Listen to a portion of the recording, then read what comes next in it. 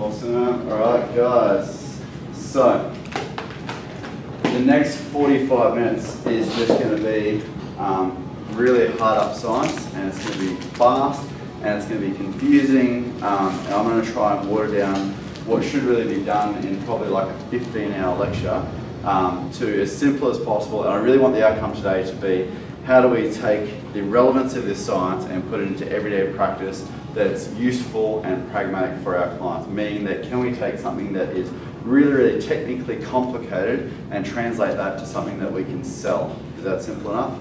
Alright, so first thing we're going to do today is the complicated topic of the musculoskeletal dissection of power and performance through motor neurons. Is that confusing enough already? Yep. Alright, so to keep this really, really simple, all we want to do is, if we've got a muscle and if we need to flex a muscle, so if we have a bicep and we need to flex a bicep, our objective, our goal is we want to be able to create as much power as possible, and through actually training that particular muscle, we want to be able to elicit certain responses, whether that's in terms of actually a hormonal effect or growing that muscle, or whether it's a performance aspect and being able to get some kind of outcome from that muscle. Easy enough? That's all we do in our industry, right? So let's go down to how muscles work. If everyone remembers back their Cert 4, I'll try and keep it as simple as possible. I did have a YouTube video.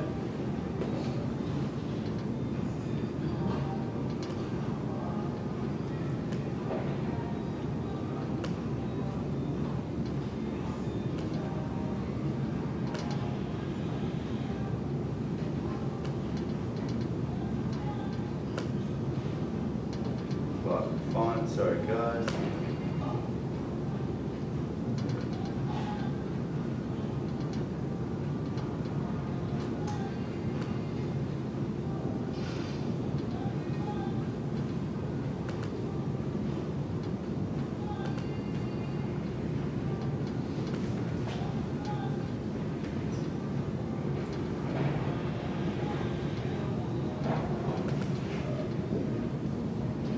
Circulate blood, and move her hand to take notes.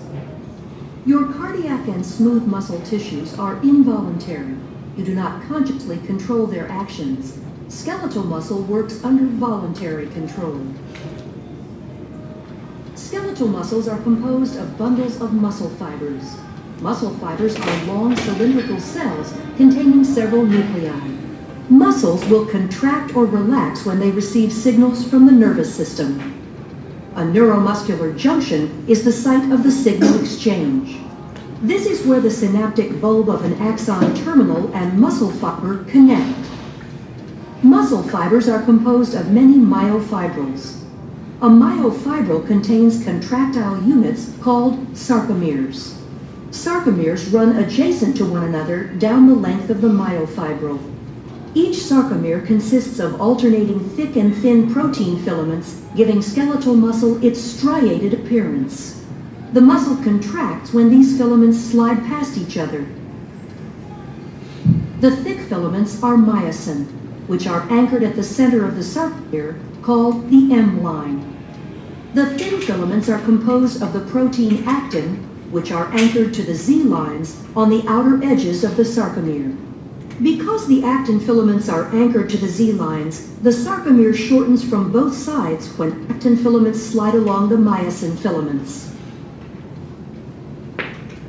The action between the filaments is described as sliding. The myosin filament actually pulls the actin along its length. The cross bridges of the myosin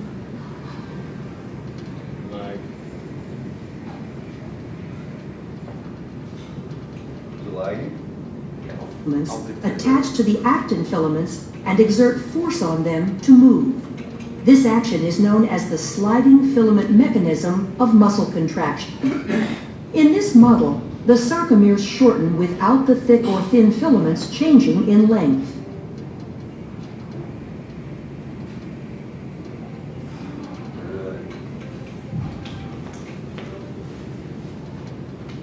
A contraction begins when a bound ATP, ADP, and inorganic phosphate. This causes the myosin head to extend and can attach to a binding site on actin. Apologise, guys. Thanks, goodbye. Your awesome internet.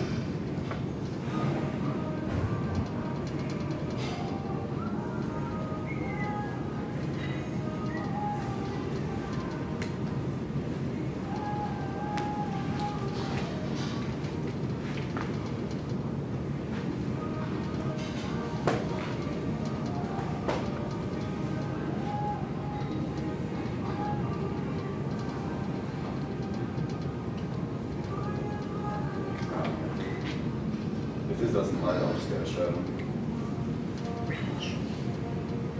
No. Calcium ions are stored. No, don't worry about it. Alright, so keep it really simple then, because this is not going to work.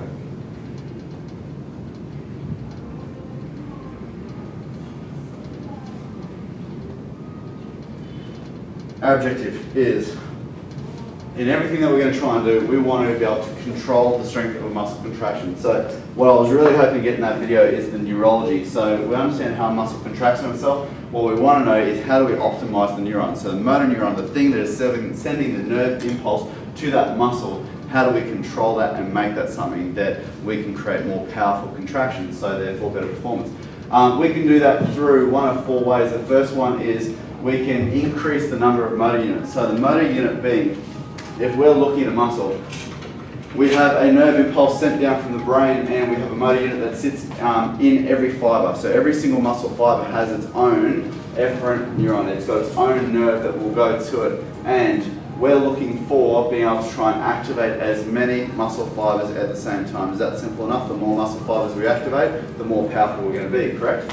So this is dependent on both motor unit size and the number of motor units. So there's a principle of all or none, and that is fairly simple. You can either contract a muscle or you can't. Has anyone ever had a cramp before? Have you ever had like a little twitch where you just feel like, you know, something happening? It's just like a little flicker in the muscle, and it feels like a little bit of it is flexing, but it's not like the muscle is seizing up, right? So I've had a twitch. Has anyone ever had a hamstring cramp where the whole thing locks up and you're stuck? Yeah? Yeah. So that's all or none. One is a twitch, one is a contraction, and the two are not the same. So if we're talking about a twitch, it is one fibre is firing on a regular pattern. A contraction is they're all working together. That is the all or none law. Is that simple enough? Then we're really going to be talking about our fast type 2 fibres, because they're the ones that we're looking for contractions. Our slow type are the ones that we're more using in our smooth muscle, and also, you know, if you're doing repetitive distance stuff, they're less involved in our movements. So we're looking at our fast type 2 especially, which they're going to give us our much more contractile strength. Right, in terms of how that contraction is going to work then, let's get right into the nitty-gritty of it. We have an action potential. An action potential is the signal that's sent down from the brain into this muscle. That is going to work on some very, very complex chemistry. It's going to use some sodium and calcium ion channels. It's going to travel through, and as a result, when it gets there, it's going to have a synapse. The synapse is what happens when the nerve ends. So when the nerve ends, and it goes on to something else that binds. So the synapse is the gap here. To make it as simple as possible, you have some neurotransmitters that sit in the end of the nerve, and you've got some receptors that sit across that synapse. And the transfer of those neurotransmitters to the synapse makes something happen. All right? If we all remember that back to our Cert 4, it's this that makes that happen. That will be really relevant later on. From that, we have an all or none law. If there's enough excitation to actually get to a point where we get a contraction, that will happen. So when I say excitation, this is really important. We have a neural impulse, and if this is force over time,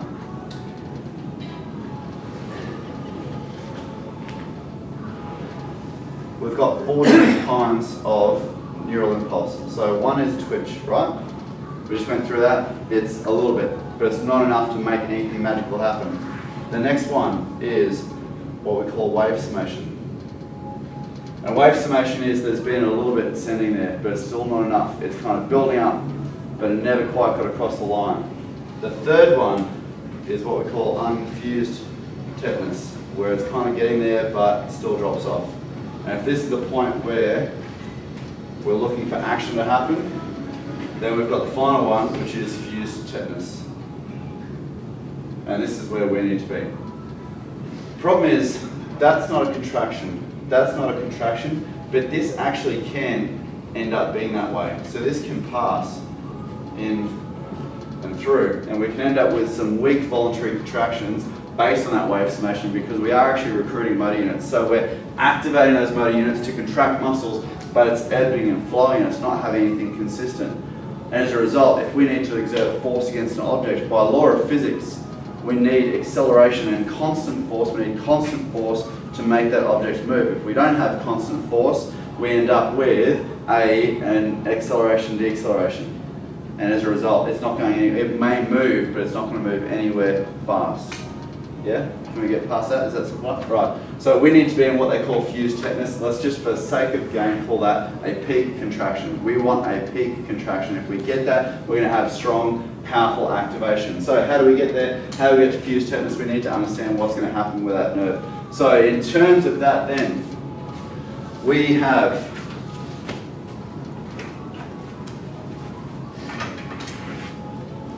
we've got things called spatial and temporal summation. So, to make it simple as I can, spatial summation is where we have enough of a signal and an impulse to go through, and we're activating motor units, but they're alternating. So let's say we need to be carrying something. If you guys are carrying, say, a medicine ball in your arms, are you fully flexing to carry that medicine ball? But the muscle's activated, am I right? So spatial summation is then we're able to physically activate parts of that muscle, that we're able to activate the muscle enough, but it's not every fibre contracting at the same time. It's different fibres working in a relationship so that they're in part working, in part resting. And at some points that is switched on, at other points the fiber's switched off. And it works pretty simple. And that's what we talk about in that wave summation. The muscle is contracting, but it is not a peak contraction. Then that allows us to do something for a longer period of time, right? If we had to carry that medicine ball, we've got to walk a kilometre down the road. That's something that we can do if we held a bicep curl at peak contraction for that entire time. The muscle would spasm and give up, correct? So then we've got a mechanism to control that longer, slower, easier stuff. Temporal summation is the ability to kind of drive that to everything's happening at the same time. We want every fibre working in that case, and we need awareness of that. So how do we reach awareness of that? We need some kind of feedback. So our muscles are not autonomous. We don't go lift and they lift. We don't hold weight and they automatically flex. We have to think about it, right? We have to apply ourselves psychologically to a movement, and for that to happen, we need to have some kind of feedback. So if I give you a weight, and that weight weighs a particular amount, your brain has to sense, what do I need to do to move this? What amount of energy do I need? What amount of force do I need to move that weight? And therefore, that's what I'll apply. That's how many muscle fibers I'm going to try and activate and to what level. And this is where muscle spindles come in. So muscle spindles are just little kind of bundles of nerves that sit inside the muscle, and they're really they're branch networks. And what they do is they sense the stretch of the muscle. So they're most in the belly of the muscle. So the most abundance of them sits in the belly of the muscle, and they will sense if the muscle is under stretch or strain. So if I'm holding that, or let's say I'm in a squat position. If I'm in a squat position and I'm fully locked out, so none of my muscles are really undertoned because there's no stretch to it, then there's no reason for those muscles to really have to stay on. I'm in a skeletal lockout position, don't need to do anything. As soon as I break at that skeletal point and I've got to load the muscles, there's a sense of tension. So I may not actually be exerting a lot of force against that load, but there's the sense that I'm going to have to, right? As a result, the muscle spindles will send that signal back to the brain and say, this is how much energy we need, this is what we need to do. We're all at the same level. All right, excellent. So we already do this, it already happens, we do it with our clients. A lot of this process is fairly automatic. We've still got to decide that we're going to move an object a particular distance, but our sense of how much it weighs is autonomous. We don't have to control that. If we want to, though, reach new performances, we have to have a way of manipulating this. So if we look at things in terms of active and passive contractions, and passive is probably not the ideal word here because it still requires some sense. It's not like a heartbeat. We still have to have some sense of it. We've still got to step in and do a weight, so we've got the anticipation that something's going to happen. But to a degree, it's fairly autonomous, right? We've now got the load, and the sense of that load is there. And if we apply ourselves to move it, then a big part of that feedback is passive. So the same way, if you ask someone to jump, it's a really natural movement, you say jump, and they jump. That's, to a degree, part passive, part active, and the power is really little. If you ask someone to do a plyometric jump with as much speed as possible, what is the difference between just asking them to jump and asking them to do a plyo jump? We're going to apply height. We're going to assume some kind of speed of force is required, and it becomes more of an active movement. Is that simple enough? Okay, so what happens differently between an active and a passive contraction is that we have a loop. And so there's this sense of I need to apply more force to get more power. So for this loop then, the sense is set down. So we first of all have to have a sense of what are we going to have to move. So if it's that jump, we can sense how much we weigh, because it's our body, we can sense how much we weigh, we can sense the load. And then there's that feedback loop. So okay, we're reaching a stretch position. I need to, if I'm going to jump, then I'm going to apply this much. If I need to now jump this high, based on what I can feel that I weigh, I need to apply X amount more power. So that's pretty easy for a jump. And it's a natural explosive movement. If we though take that to now looking at, if we applied it to a big power movement, a power movement like say a squat. In a squat, it's not going to move at the same speed as a plyo jump, right? We've got a lot more force and we've got a lot more load, therefore we need a lot more power. So we've got a lot more load and a lot greater distance to carry, therefore we need a lot more power. And the speed of the movement is very different. Where the jump is probably going to happen in under a second, the squat is probably going to be a 2 to 3 second point. What tends to happen is the contraction, a lot of people when they're at a point, they apply force. So if this is force, and this is time, they apply a certain amount of force to get that weight moving, and once it's moving, they keep that force there. And this already happens. If we want to move weight, if we take our clients and we want them to move that weight, they sense the load, they apply force until there's momentum, and then they tend to keep that same amount of force. If we want more force, if we want more strength, we need more speed. We need more contraction, we need more fibers activating. So with an active and a passive, our goal is to get it to do that, to whatever that endpoint is, and it'll be different for people. But we want more power through that movement. So as we're still pushing, we're also still recruiting more and more muscle fibers and making more and more action happen so that the muscle is more powerful, the movement more powerful. Are we on the same page? Right. So that's going to be in two ways. One is the way the neuron's working. It's not just a simple, I've sent that signal once and then it's there. I've sent it again and it's there. It's not a slow loop. The faster it goes, the better it works. What happens is, if I go like that and then relax, as I've relaxed, all the things that are happening in the synapse, it kind of cleans it up and it prepares it to rest, because everything's supposed to be at rest when we're not using it. Which means the slower this loop is, even though the muscle's not theoretically at rest, when it's not being driven too fast, and fast is the key word here, when it's not being driven to a fast performance, it's preparing itself for rest again. The synapse cleans itself out and it prepares to build up to another fresh contraction. What we want is, when that's actually done its first run, all these neurotransmitters are still in that synaptic cleft, they're in that gap, which means the next time that signal comes through, not as many are required to be released to activate it the second time, and so on and so on. And every time that synapse is being activated to a point, because it does get to a point where it's saturated, but to a point, it gets more and more active. And as it gets more and more active, it creates more and more power and more contraction. Does that make sense? So that means the speed of that loop and how fast it works determines how much power we can generate. Which means we also, if this is an active thing, if we have to think about it, we have to be thinking about speed, right?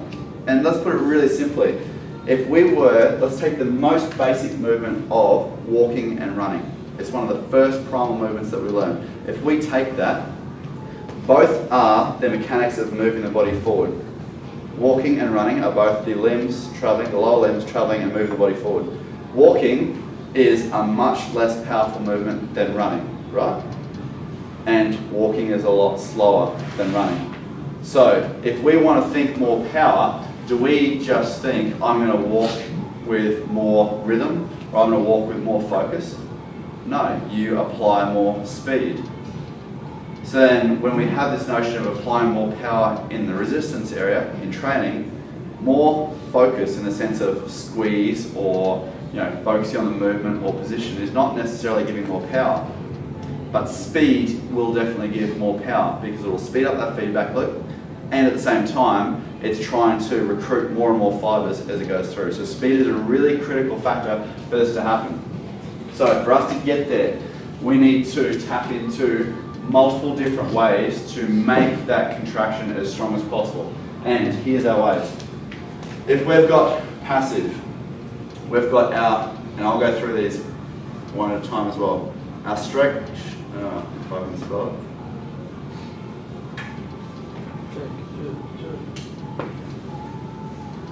Our stretch length relationship. In active, we have our feedback loop. We have attention. Who's ever had a client where they've been distracted? You're trying to get them to train and they're off in la la land. Does anyone ever perform excellently when they're doing that? Even if they were an accomplished athlete, no one performs well if they're distracted. You have to attenuate a movement. If your mind is not focused to what needs to happen, then it's not going to work. The other things we've got to focus on are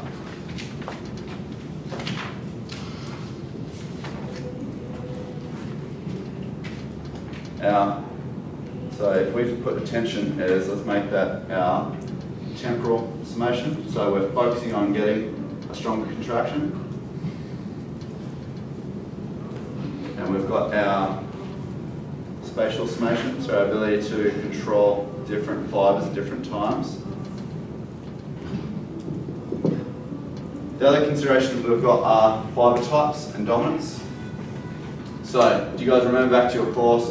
We've got our type 1, they always talk about the endurance runner fiber, and then our type 2B, which are our fast twitch ones, they're the big hypertrophy driven muscle, and then the type 2A, which are adaptable. People have a dominance. It also means that different training styles allow different people to provide power in different ways. If you take someone who's an adapted marathon runner and you want a very strong force contraction out of that person, you actually have to apply slightly different principles to the guy who's been lifting in the weights room for 10 years. Because his fiber types have reacted differently. The way he's formed these connections through his motor units have formed differently. So there's a lot of considerations in what is the best way I can make this athlete perform better, and by understanding this, it makes it a lot easier. Second one to that is our kinetic chain accuracy. So for a bicep curl, this is pretty easy because it's a single joint isolated movement. What's a squat? It's a compound triple extension, and we've got a push-pull issue. So our cerebellum, our motor cortex in our head, is having to simultaneously think about a pull of the spine with a push of the legs. Has anyone ever tried patting their head and rubbing their belly button at the same time? It's really hard, right? When you're coordinating opposing movements, it's a difficult thing for your motor cortex to do. So you have to kind of build those points. So kinetic chain accuracy is critical. The other one is our neutral stabilization. What happens, let's bring it back to a squat. If we had one knee that's destabilized, let's say one of our glutes is really tight and it's actually changing the way that our joints are moving. So we're trying to do a squat in the right form, but because the mechanical movement has a dysfunction, we might apply a huge amount of power. We're actually losing a lot of the energy of what's happening here, because a prime mover muscle like our quadriceps or our glutes can't actually fire to its full potential or contract to its full potential, because it has to wait for the stabilizers to catch up. So this is a really critical issue. We lose the benefits of some of the things we're going to talk about when we don't have neutral stabilization. If we're not in the right position, we can't do anything about it. So this is really coming down to what we can teach our clients and how we can mobilize them and how we can prepare them for performances. And this is us teaching them appropriate technique. If we're teaching a squat, we don't teach, flex the calf, then activate the quads, then do the glutes, then tighten up the spine. Otherwise we'd end up like that. We see some people squat like that. They're actually activating the right muscles just in the completely wrong order. We need to teach a kinetic chain. We are the people who have the capacity to educate them on that. We don't have to use this language, but if they don't get that chain right, this is useless, because if you put 100% peak contraction to a dysfunctional movement, they're going to hurt themselves. Are we on the same page? All right. So, and our loop speed. If any of you have ever been around me on the gym floor, you'll often hear me yell out the word accelerate. And that's all that comes down to, is just trying to, once something is moving, think about speeding it up. Has anyone ever heard that, at any given point in time, you only normally activate about 70% of your muscle? There's some bogus numbers out there, but to a degree, that science has accuracy. And when you look at EMG studies, there is definitely some consistency with that kind of 70 to 80%, but it comes down to how well trained the athlete is. If you've got someone who's been lifting at a world level powerlifting level for, say, 15 years, that's completely irrelevant to them. It's untrue. And if you've got someone who's never been in the gym before, it's even less than that. Because we adapt as athletes, we adapt in these mechanisms. But let's say we take the general population and we measure everyone, then we could probably say that 70% number is close. Now, if we're based on that, if we say that, then this is here, we're at 70%, right? Because they've only, once it's moving, they've activated 70% and then it's kind of there. And they're not going to use a load that they can't lift. So as soon as they're using that 70% and they find, all right, this is about as heavy as I can do because I don't feel I can lift any heavier, that's their sensation at 70%. So where's this 30% that they're missing out on? And it comes back to this ability to have that loop speed. If they accelerate, if they're getting that feedback and going, no, I need more, I need more, I need more, there's still potentially anywhere from 50% to 10% for our advanced lifters to provide more power, but they've got to be conscious about it. It's an active thing. So we have to have all these considerations in place, and we've got to really train our athletes to make sure that we are not just training the movement, are we training the speed and power of that movement, and do we have some simple coaching mechanisms which can really help that. So to finish off on the science bit, because I'm sure you guys are getting bored, I'll give you guys an idea of what the stretch-length relationship is, and then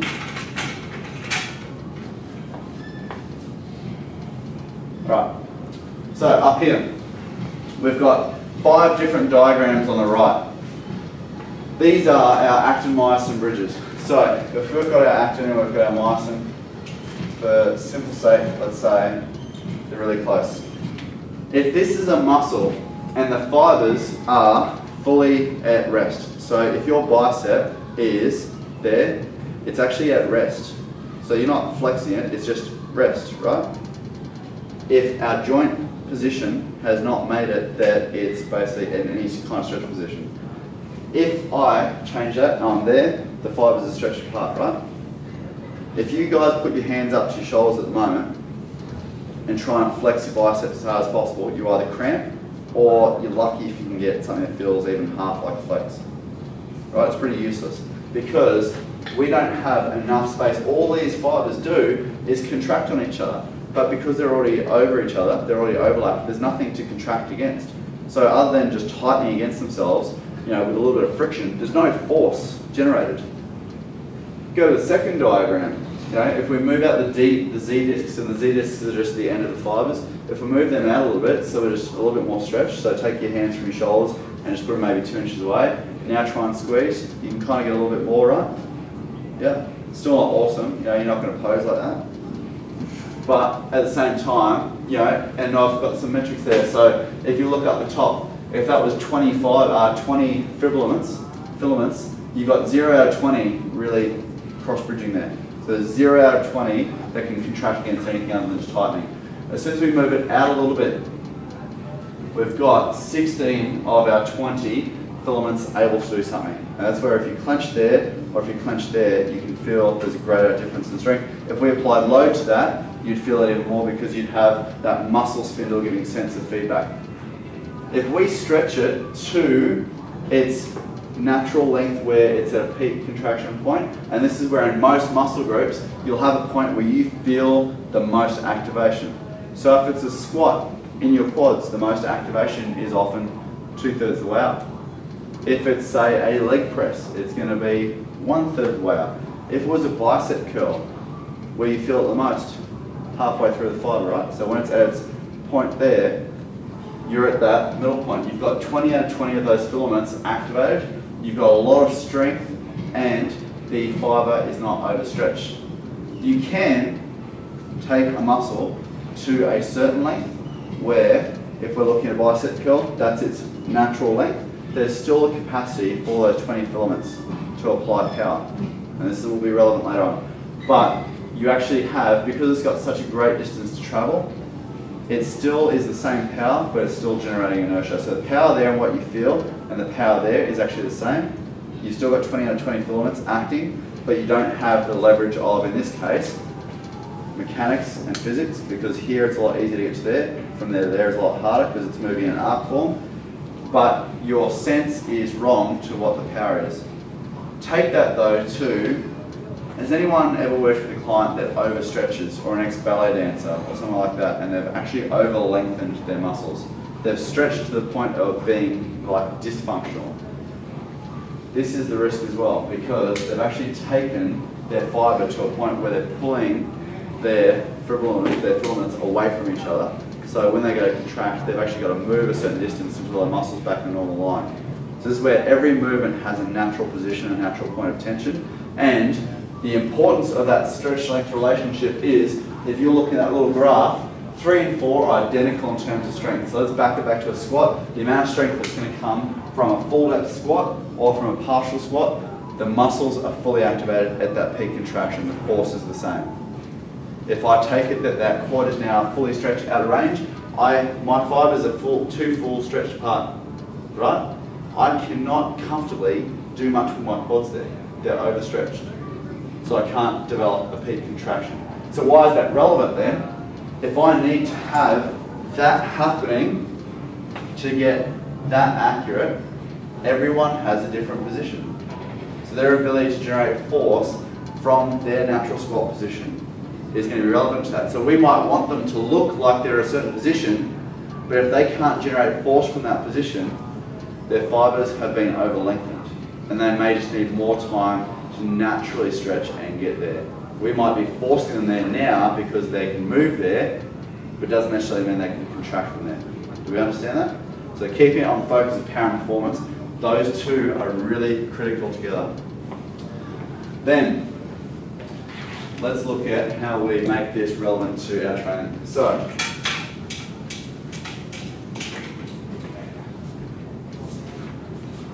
if we've got 4 key elements that we can focus on. Position of stretch. We've just discussed that, but we're all in agreement that you need to be in a certain, every individual needs to be in a certain position for them. There's no cookie cutter technique. It is where can you generate the most power from, and are you using the right muscle group. If someone's squatting like that and that's where they can feel their quads working the most, the feeling is probably wrong. It does not necessarily mean the movement is effective. But if we're trying to get them to squat down there and they're just not limber enough, but they can generate the most force through that range, and our goal for them is peak power, that's where they need to be. So, position of stretch. We've got our sarcomere stretch length relationship, which we just talked about.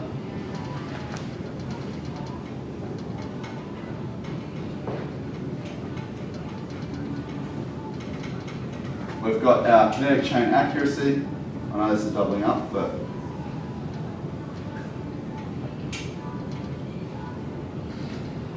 and we've got our neutral stabilisation. This goes as well about, different apparatus. Who feels a lot stronger on a barbell bicep curl than on a dumbbell bicep curl? If you take in the factor of load alone. If you're on a barbell bicep curl, let's say I can do 50 kilos with the barbell for 10. It's very unlikely that I can do 25 kilo dumbbells per hand for 10 because I do not have neutral stabilisation. So I cannot apply prime mover force in the same way. So depending on what the objective of the movement is it power or what, different movements are going to have considerations that affect that. Second one is the concentrated movement. So, is the person physically focused on this movement? Are they prepared? Has anyone ever gone in for a legs day and you don't even think about it, you just rock up to the gym, you start warming up and you just feel weak? You get under the bar and you're like, yeah, it doesn't really feel good, and you're not really focused on training, but you get in, you tick off some numbers and you go home. Nothing magic happens, right? You just train legs. But if you actually had a planned performance, you're like, oh, okay, I've got to squat 180 today. And you start thinking about it 2 days earlier because you're like, oh my God, this is going to be hard, and you're stressing about it. But you're thinking about it all the time, and you're thinking about how you're going to move it, and you're actually considering in your head, how am I going to approach this? You've mentally prepared for that performance. And then when you get there, you've got a little bit of kind of nervous energy before you even get under the bar. But you're really focused on that movement. In both circumstances, in which case are you more likely to perform a better performance? When you've thought about it, when you've given attention to it, because you have that temporal summation. You're actually thinking about how you're going to achieve all those things. So concentrated movement is really critical. Then we've got our spindle loop. So thinking about things like acceleration and trying to apply more force to the bar. Are we in the right movement position? Do we have, if we're on a bench press, are they in the right grip position? Are we considering the biomechanics of the movement as well? So the kinetic chain and the force are heavily linked together. Then, final to that, do we have considerations to time, fatigue and rest? If you guys were going to go and do let's say it was 5 sets of 2 on squats, so 5 lots of 2 rep maxes on squats. Do you think you can do them with a 30-second rest period in between? Why not? How heavy is the toe? Like 2 rep max. What about our physiology? What about our anatomy makes it that we have to rest?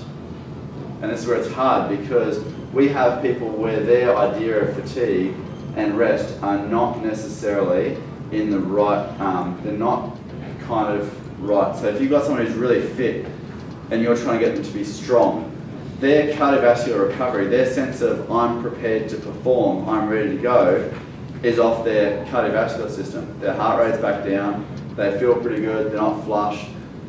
Does not mean they're neurally, does not mean that they have prepared in their nervous system for that next performance. Are the synapses fresh? If you need to do that too, back around. If you need to do that 2 reps, you actually need this to start fresh, because you need all those neurotransmitters. If you're pre-fatigued, you've only got a certain amount there. If you're pre-fatigued, that's not going to happen. This can take 3 to 5 minutes to fully recover. So that's why there's recommendations on recovery times for different repetition ranges. It's all about what's happening here, so that we've got more power here. Does that make more sense now? Yeah. So rest time is not about feeling rested, it's about restoring these neurotransmitters.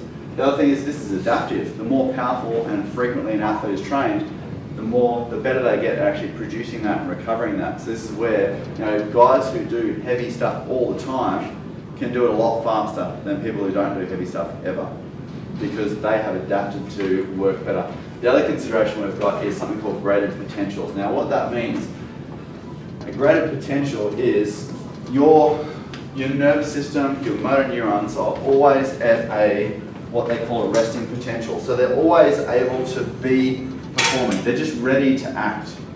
And you've got inhibitory and excitatory mechanisms. So inhibitory means the motor neuron's not going to fire, nothing's going to happen. Excitatory means it's going to get ready to fire, but it needs to go over a threshold.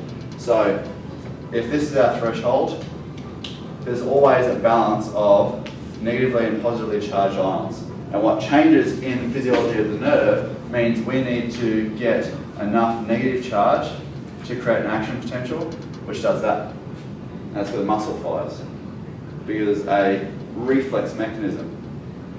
But that means as well, that changes with fatigue. So it's always in a resting state, and there's always a balance of excitatory to inhibitory. So if the bottom is inhibitory and the top is excitatory, and we look at this in terms of, think of these positions as reps,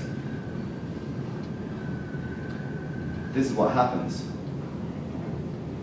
And just think about this for a second in terms of strength and weakness. If you were doing, say, a 4-rep max, so you're doing a 4-rep max squat, this is what's happening. You're fresh.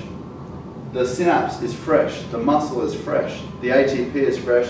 You get a excitatory response and a slight inhibitory, but one far outweighs the other, right?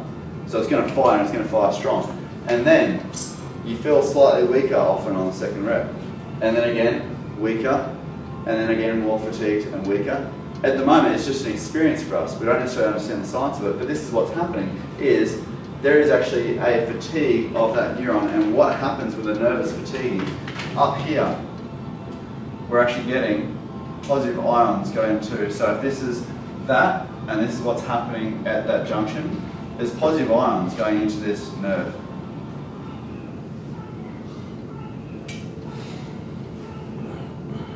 So we've got a lot of, different ions which are positively charged, and these are coming through then these little gated channels.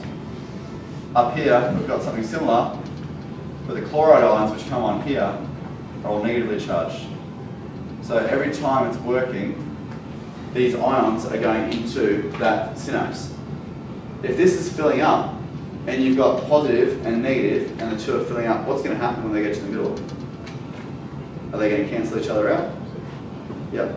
So because you need a certain minimum positive charge there, as soon as these start filling up faster than that, which is the fatigue component, the nerve's useless. You can't do anything anymore. And you reach failure point. Does that make sense more now? So this is an adaptive thing, but it also means, just because you stop and you finish your set and rest in it, doesn't mean that all these have filtered back out. It doesn't mean that the athlete is ready to prepare all of a sudden. So sometimes more rest is better than not, because this needs time to recuperate. At the same time, it is adaptive. Sometimes you need to be pushing those failure reps. You need to be working on actually getting that last little bit, because it's training to get that last bit of signal through those dendrites, which is really important, because it also then trains the nerve to respond much more longitudinally, like it's going to perform for longer. And adaptively, that has a lot of consideration for an athlete. If at the moment you guys are struggling to do 5, and you want to turn the weight you can do for 5 into something you can do for 15, you need to be able to perform for longer, right? But this has to adapt to that. So we can't do a lot to control that, but what we can do is by really forcing those maximal contractions and looking for speed and appropriate rest time, we can manage that. So if, say, the goal was, if we look at total workload, and we're looking at, keep in mind here, we're looking at maximum power.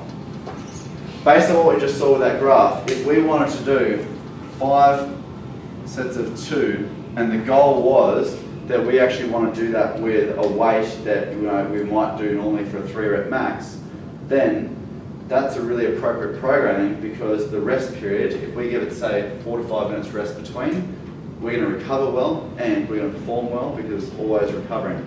If we actually wanted to prepare our athlete for getting ready for higher volume peak contractions, if that were to say, and this is programming considerations now, then if we instead did 5 by 5 at a 8 RM with lower rest, we're actually adaptively challenging that nervous system to recover faster, but still have to hold peak contractions, because what we're looking for is the first 5 explosive contractions, because what we're trying to get is these ones, not those ones. If you let your athlete do that and just move the weight, that's not going to adapt. If the athlete is trying to apply as much explosive force as possible, even though they're not going to failure, that happens. The nervous system starts adapting, the biochemistry starts adapting, and that all of a sudden makes them capable of performing higher reps and performing longer and stronger.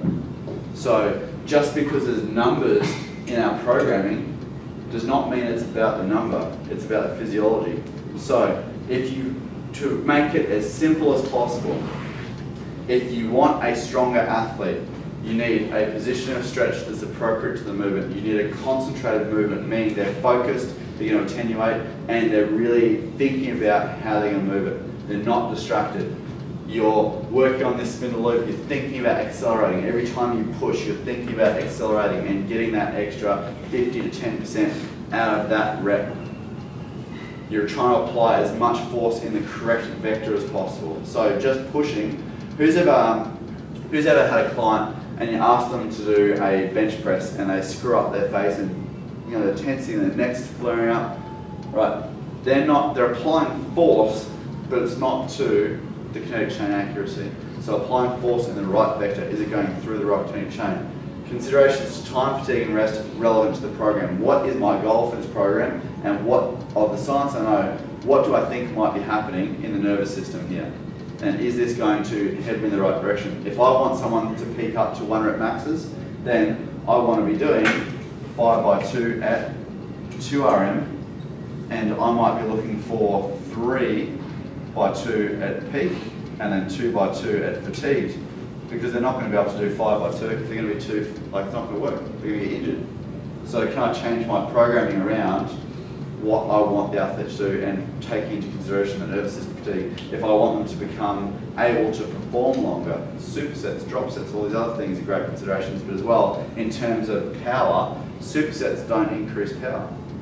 Supersets increase fatigue, right? If I want extra power from fatigue, I have to push with maximum velocity, maximum acceleration for high frequency.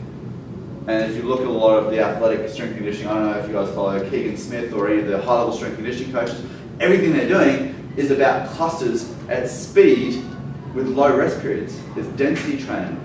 And why? Is because they're trying to train the nervous system for those longer periods of power. The maths becomes simple once you apply it back to the science. So all you have to do is follow those 4 things and you will end up with a more powerful athlete. If you apply it to the right program, the right structure, it all comes together. I understand the science is really complicated and you don't necessarily need to remember every single facet, but as long as you remember that I know what the strength-length relationship is because it's relevant for me getting my athlete in the right position for movement. I know why I need the kinetic chain accuracy, because if I want to do a squat, it has to biomechanically work in that order. I know why I need neutral stabilization, because I do not want the disruption of having my prime movers limited by being destabilized. I want a concentrated movement, and of course we want our athletes focused. Who wants that client where you're asking them to do something that they need to do because you want to get the results, and they're still thinking about, oh, what am I going to cook for dinner tonight? It's not going to work. We want performance, because performance equals results. For us to actually provide the services that we're saying we're going to provide, we need those results. And we need to start teaching that. If you're not talking about acceleration, you'll never achieve more power, because you're not going to have that spindle loop.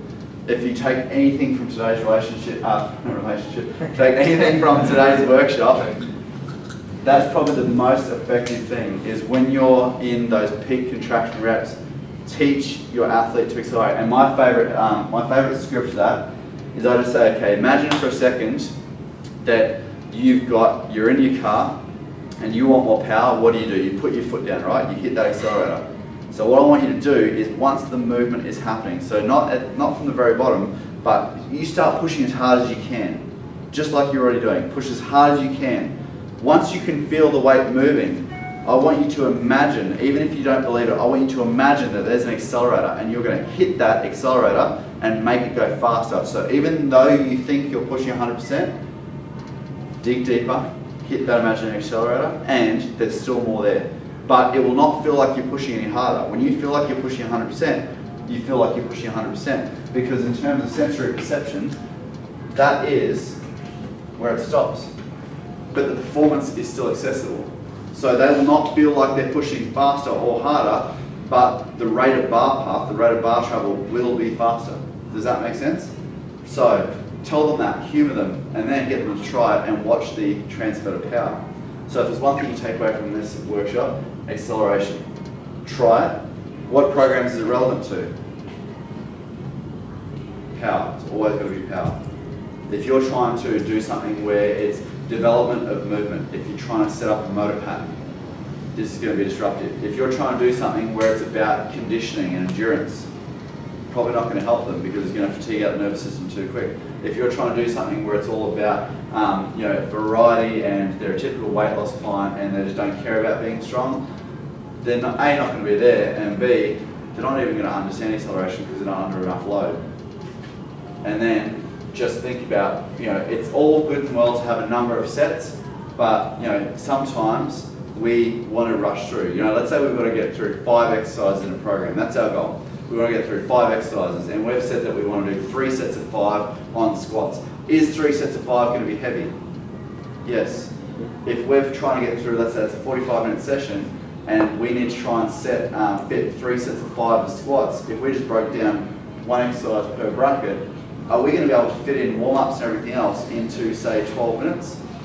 Very, very unlikely. We're going to be breaching all these considerations, so there's no performance. So you have to incorporate things like supersetting, so you're spreading the workload out over a long period so we can actually get to those considerations appropriately. So when I am supersetting, it's not just consideration of time because I want to make sure I've got 2 machines, it's because performance cannot happen without the appropriate rest.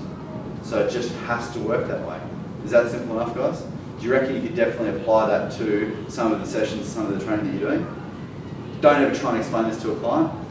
They're not going to get it. It's not going to help them. But this will work every time. And if you do that, and assuming this is correct, then it will work magically, and the numbers will start to speak for themselves.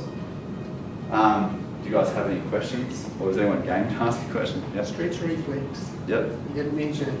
So that is part of what similar science. Stretch reflex is the sense of that relevant to that. So it's the two combined. So stretch reflex is the muscle is naturally stretched and the muscle spindle activates.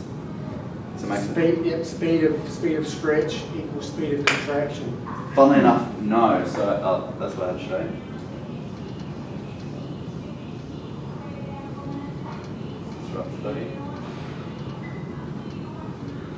Right, so can you guys see that?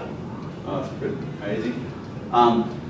Different muscle fibers and different muscle lengths, the stretch reflex is different. So if you're going to be talking about hamstrings, you cannot wind up a hamstring, you cannot stretch a hamstring at a fast rate.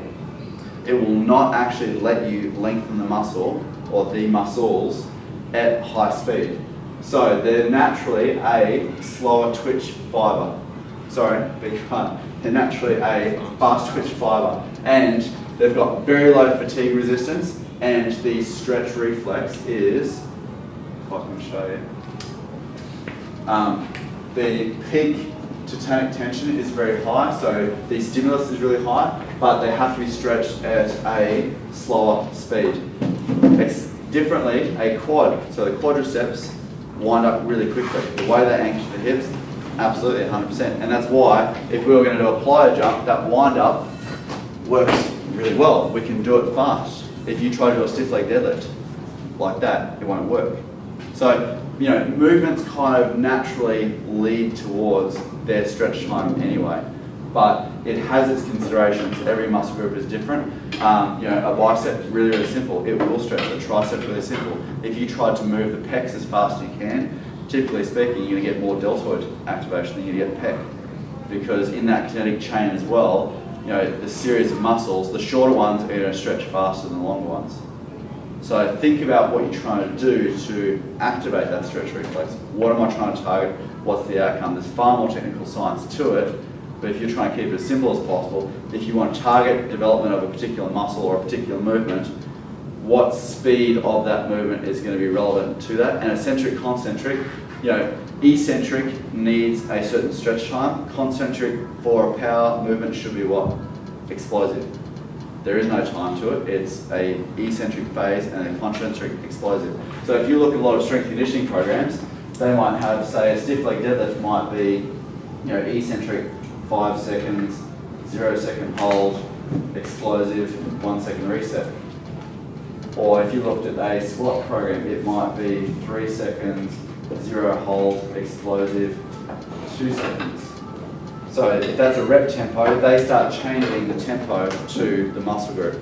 And you can adapt that as well. Like there's no strict, you know, methodology of saying this must be done for that. But let's say you've got someone who's an endurance runner and you're trying to evaluate where do they get the most power, you can actually play around with these variables and see who is this person and how they respond. Because their fibre types are going to adaptively be different. Does that make sense? So there is no correct method other than assessment and understanding what's happening and how we might apply that. Does that answer that question? Yeah. Unfortunately, that's going into a whole other level of science and there's no right answer at all. But these young guys, any other questions? Did I confuse the crap out of everyone? Ready for cookies and milk.